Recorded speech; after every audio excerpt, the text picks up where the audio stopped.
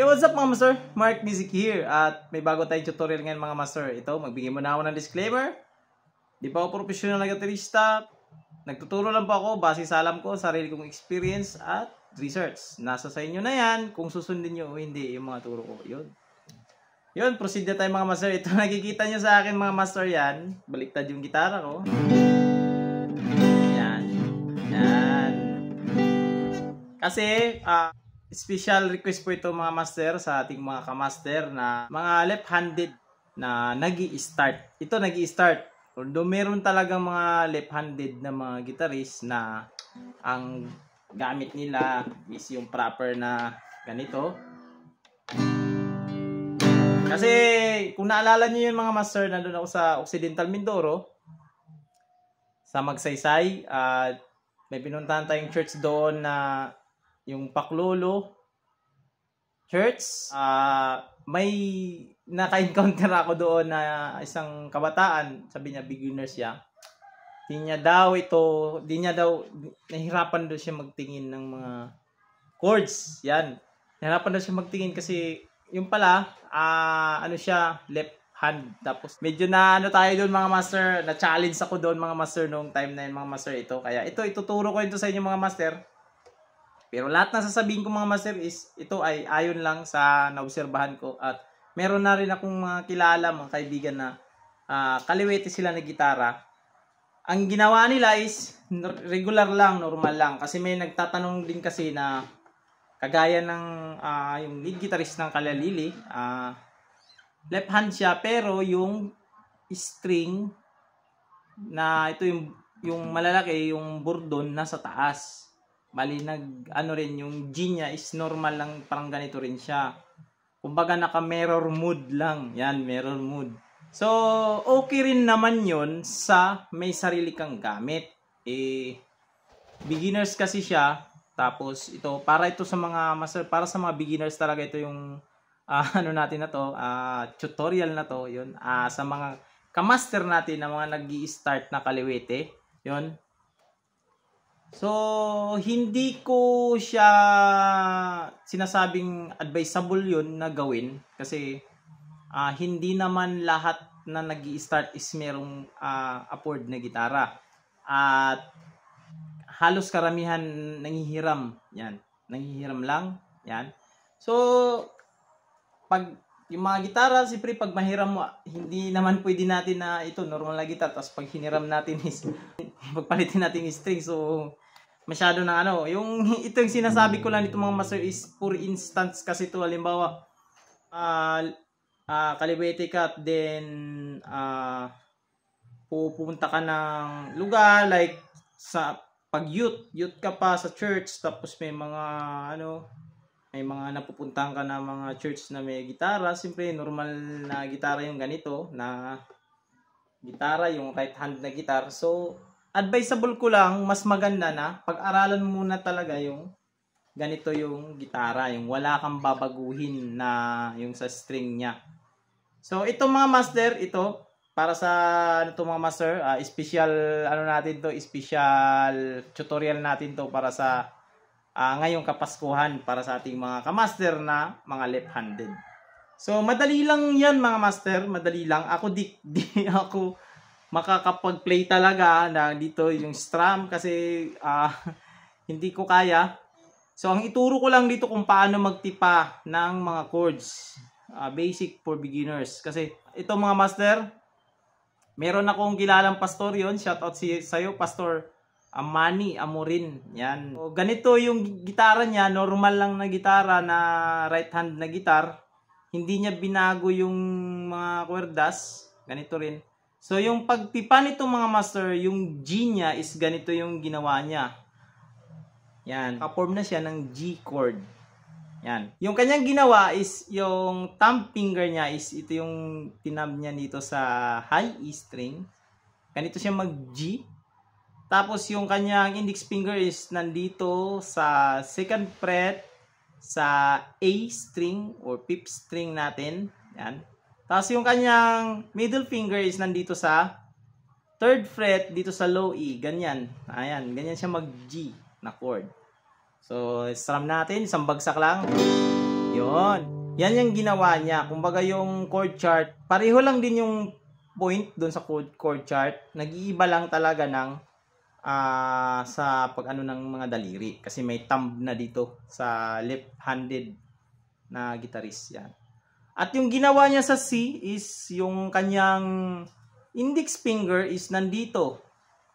Kung ano yung nakalagay doon sa yung point na yon, yun pa rin yon, yung sa normal na chord chart. So, nag-iba lang yung sequence ng fingering. Kung paano gawin yon sa right hand. Right hand na kasi yung magko-chords.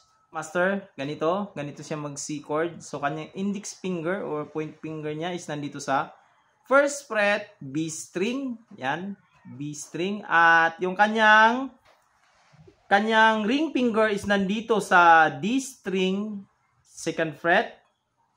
At yung kanyang pinky is nandyan sa root na third fret A string. Yan na, nag-chord na C. Gumawa siya ng D. Kung ano yung D natin, ganun, sa kanya, ganito rin. Nag-iba lang talaga yung sequence ng daliri. Pero yun pa rin yung pinupoint. So, yung D niya is open to sa baba. Yung D niya is ganito. Yung kanyang index finger is sa second fret ng high E. At yung kanyang middle finger is nandito sa second fret din ng G string. At yung kanyang ring finger is nandito sa third fret B string. Yan. Meron na siyang D. Siyempre, yung E minor, madali na lang. Yan, ganun. Ganito yung E minor. So, yung index finger nandun sa D string, second fret. At yung kanyang middle finger is nandito sa A string, second fret. Yan. Ito, master, try natin ipagbuo yun, yung progression na yun. G, E minor, C, D. So, try natin, master.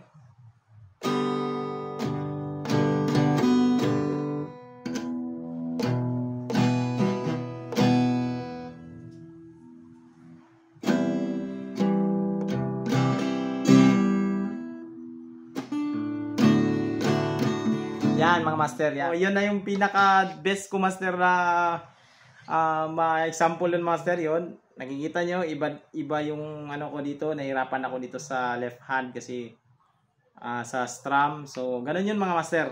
A minor naman yung gawin natin mga master. So yung A minor is index finger is nasa B string, first fret. At yung middle finger is nasa second fret dito sa ating G string. At D string natin yung ating ring fingers, second fret ulit. Yan na yung A minor natin. Yan. Gawin naman natin yung E. E. So, yung E is ganito rin siya. Yung ating ring finger is nasa second fret ng A string. At yung ating middle finger is nasa second fret din ng D string. Tapos yung ating point finger or index finger natin is nandito sa first fret ng G string. Yan na yung ating major E. Major A. So, ganun din yung tatlo natin na daliri, yung point, index, yung ating point, middle at ring finger is yan sa second fret sila lahat. So yung ating index finger is nasa B string second fret, tapos yung ating middle finger is G string second fret, then yung ating ring finger is nasa D string second fret. Paano naman yung F? Ganito mag-F mga master. So, ganun din yan. Yung ating index finger is yun yung pang bar. Babar natin sa first fret. Yung ating pinky finger is nandito sa third fret ng A string natin. Pati yung ating ring finger is nasa third fret din ng D string. Then yung ating middle finger is nasa second fret ng G string. Yan. So ito yung bar chord na F.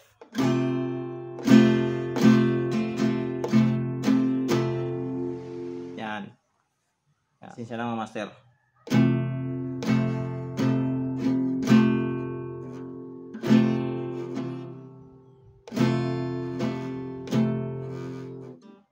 Yan, hindi ko siya mapigpigas ng maayos.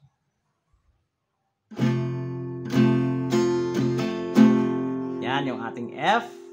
At yung ano na to, yung position na to mga master is movable yan. Yan, movable yan.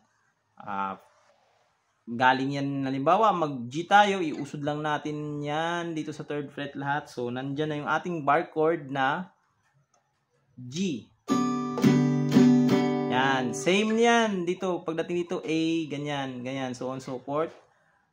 At pag magma-minor naman tayo ng F, is tatanggalin lang natin yung ating point finger dito. Yan, F minor na. Yung F sharp minor dito. Yan. Usod mo lang ng isang fret, lahat. Sabi naman is ganito, yung ating pinky finger is nasa 4th fret dito sa ating D string. At yung ating ring finger is nasa 4th fret din ng ating G string. At yung ating middle finger is nasa 4th fret din ng ating B string. At dito ibabar na natin sa 2nd fret. Yan na, nabuo na natin yung B chord. Yan. Yan, pasensya na master, di ko madiinan siya masyado. Pero ito yung fingering ng B chord. Yan. At pag magma-minor ka na naman, ito yung ating middle finger, ito, isiusod lang natin yan, i-atras lang natin dito sa 3rd fret. Yan na, ma-minor na yan. B minor na. Yan. At gaya ng kanina, yung F natin na inuusod-usod, ganun din. Pag mag C minor tayo, yun, iusod lang natin to ng isang fret. Yan. O, C minor. C minor na, then yan, so on so forth. Sunod nun, C sharp minor, D minor, ganon. Ganon din yung B natin, yung B major. Gusto natin i-bar chords yung C. Yan, ito na yung C. Usod lang natin din ng isa. C major na bar chords na. Yan. Sana master, itong mga master yung ano natin, yung special ano natin na to, tutorial para sa ating mga kamaster na mga left-handed. I-start na mag-aral ng gitara. So, ito na yun mga master, yung ano natin, tutorial na itong mga master. So, Merry Christmas, master sa lahat. This is Mark Music. God bless you all. Peace out!